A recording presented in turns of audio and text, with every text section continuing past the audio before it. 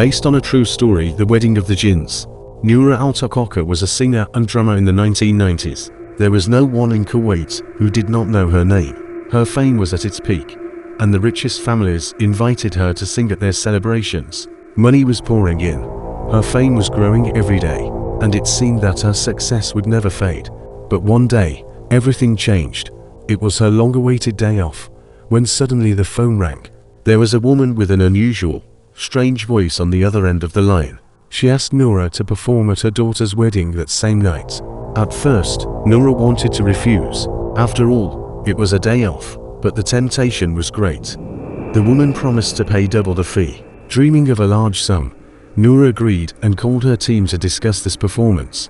Everyone was in the mood for a vacation, but as soon as they heard about the money, they agreed. In the evening, they went to the indicated address. Noura could not get rid of an inexplicable feeling of anxiety, but she did not tell anyone about it.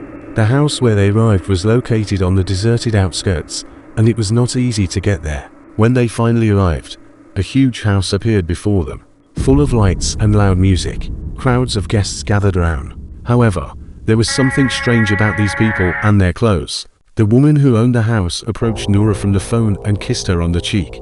Noura noticed that her skin was hard as a rock, and her outfit looked completely different from what was customary at a regular wedding. But pushing away the growing fear, Noura went into the room assigned to them for preparation. When everything was ready, they went out on stage.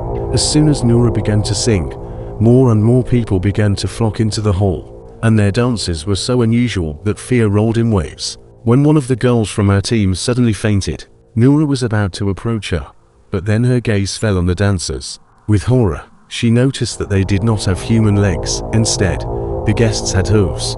They were not people. She held back her fear.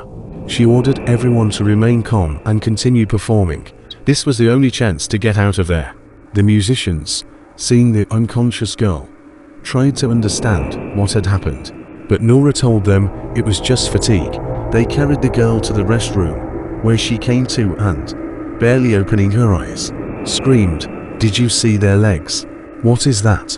Noura replied that she had seen the same thing and that they were all trapped by evil spirits. With dawn breaking, there were only 2 hours left until the saving morning adhan.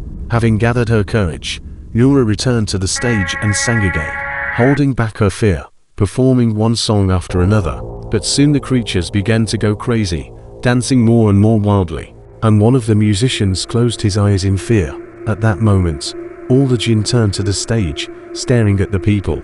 Noura began to pray in despair, promising that she would never sing again. And at that moment the morning adhan was heard.